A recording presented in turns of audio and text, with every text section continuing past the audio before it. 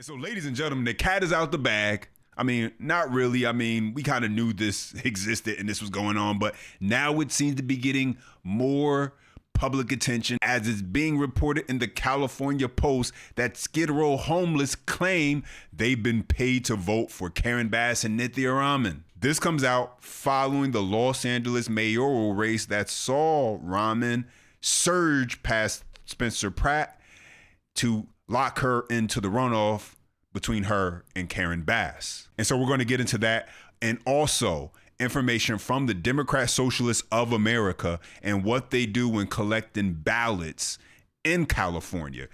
And so let's start right here. The system's crazy. I mean, if you wanted to design a system to make people question the results every year, to make people wonder if there was any funny business going on, you would design it precisely as they have designed it in California. But as he pointed out, it's legal today. I don't think the ballot harvesting ought to be legal. I think vote by mail is inherently less secure than voting in person. You know, counting all these ballots for weeks and weeks, it does lead to a lot of questions. But do I think it's fraudulent on its face that a Republican didn't get more than 25% of the vote in a mayor's race in LA? No, that's not inherently fraudulent. I'm not surprised at all. I mean, California routinely picks the literal worst people in the world to run the state and the cities. They have done that in this case. That does not seem to be a shocking outcome to me. So now let's get into this, ladies and gentlemen.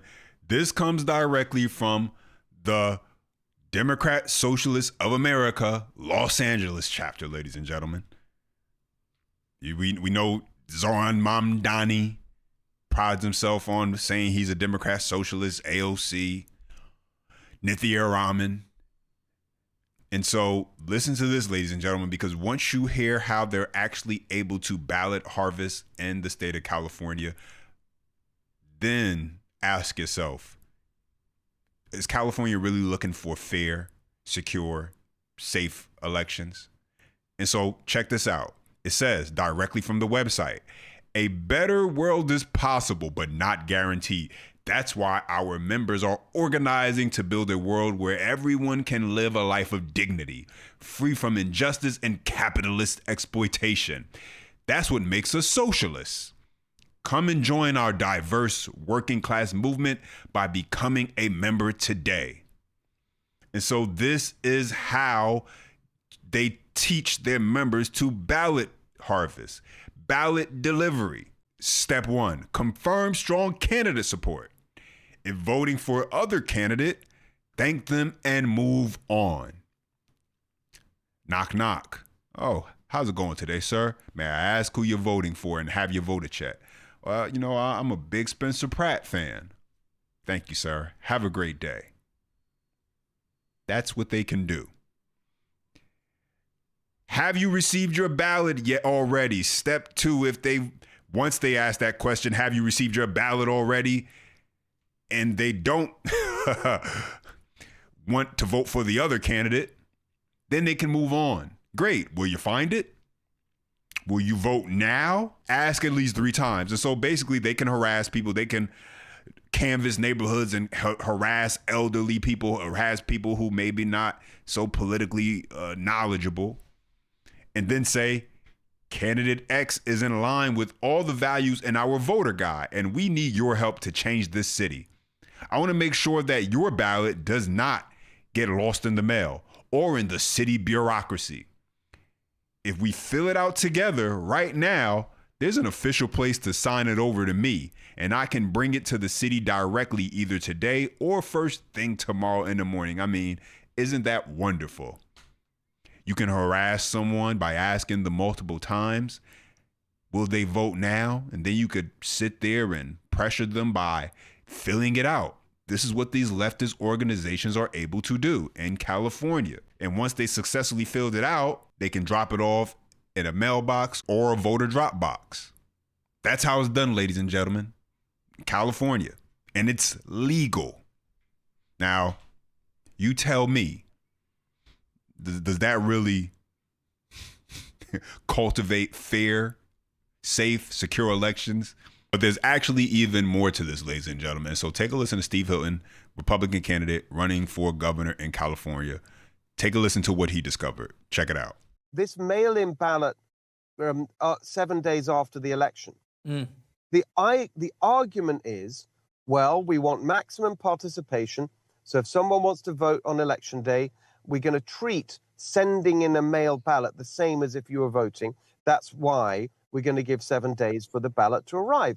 But there's a line in the law that says that actually the proof that you mailed your ballot on or just before election day, even if it arrives after election day, it's not just the postmark.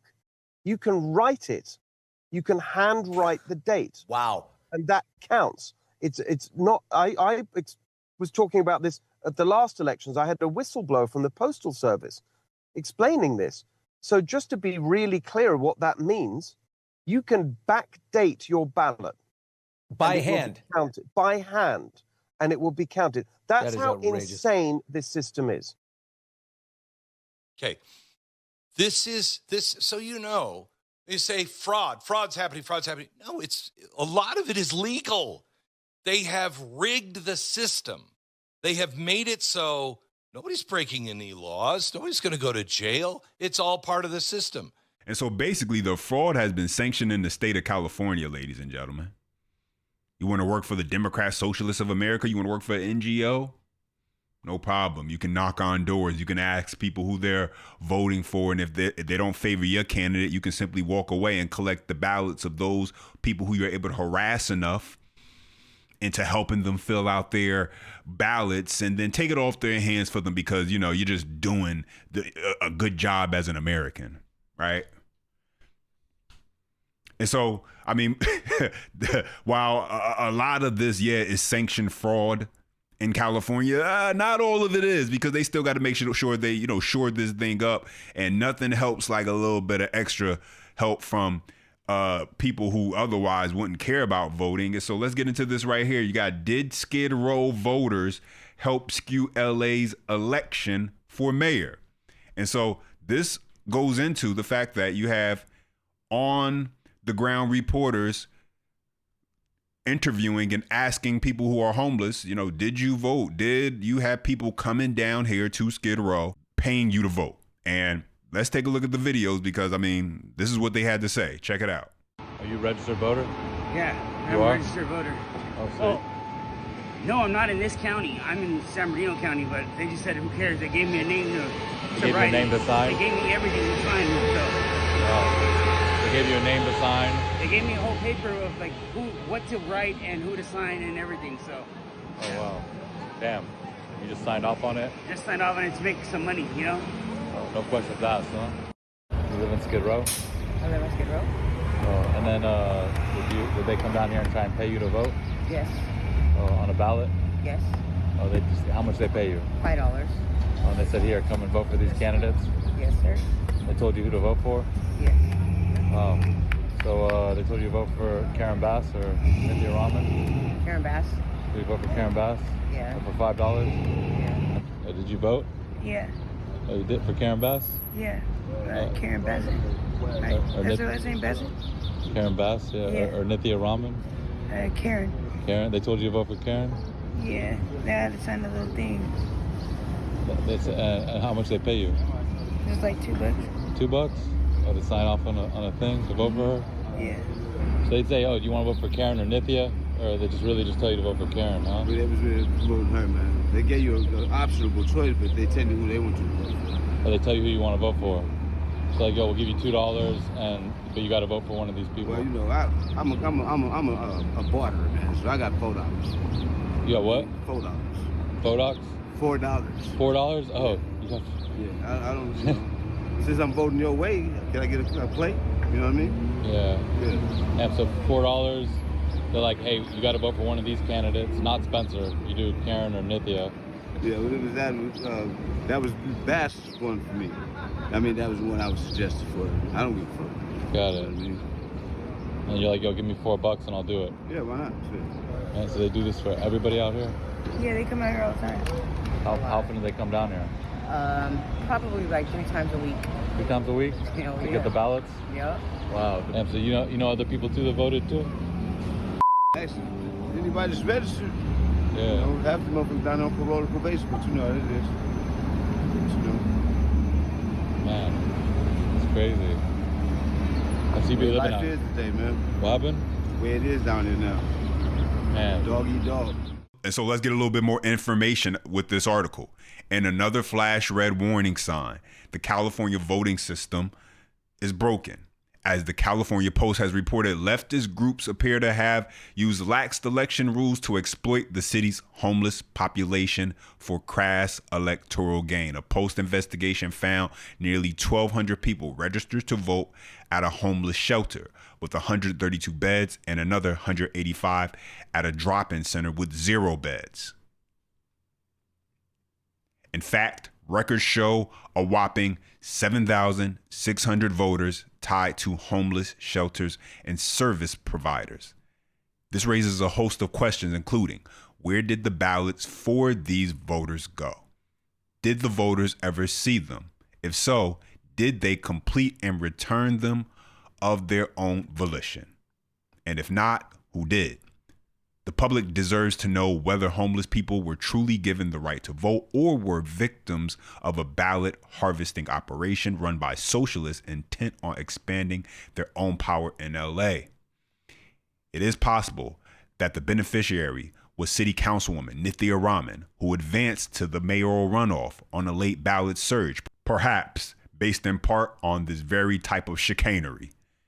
Raman has long-standing ties to an LA homeless industrial complex that sends a torrent of taxpayer money to nonprofits, incentivizing them to perpetuate rather than reduce homelessness.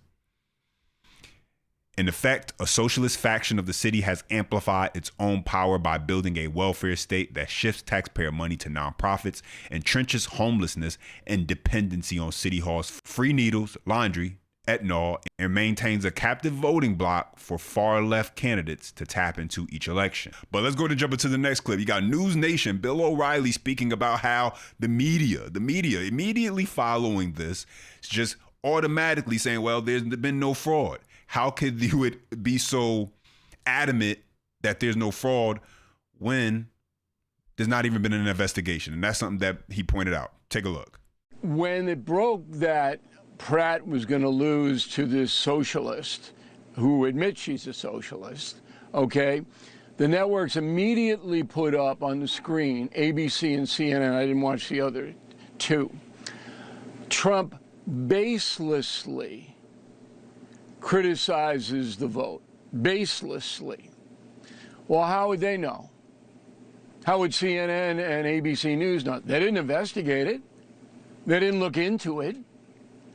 All they did was report what the California authorities are reporting, that there was an amazing amount of support for this woman in the last 2 days, and nobody can really figure out why.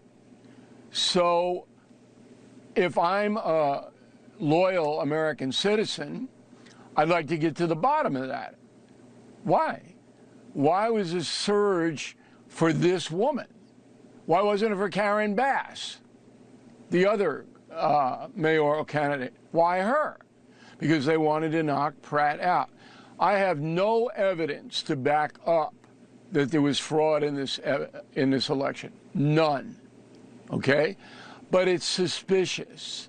And every thinking person knows that it's suspicious. And they also know that California, as you rightly pointed out, has the most lax voting procedures in the United States by far. A dog can vote, and they found out the dog voted multiple times. Yeah, so I'm going to leave it right here. When you see and hear the media constantly saying, well, there's been no proof of fraud, that's willful ignorance. That's choosing to ignore something when you know it's right there, plain as day, and saying, well, as long as we don't really look into it and discover it, then we could keep saying that it's nothing there. Because technically it's not. We haven't found it. Now, we haven't really gone looking for it either, but, you know, those are minor details that we don't really need to pay attention to. But let me know your thoughts on this. Drop your comments down below. As always, I appreciate when you guys take the chime in. Don't forget, you enjoy the content, smash that thumbs up for more. Subscribe to the channel. And as always, until next time.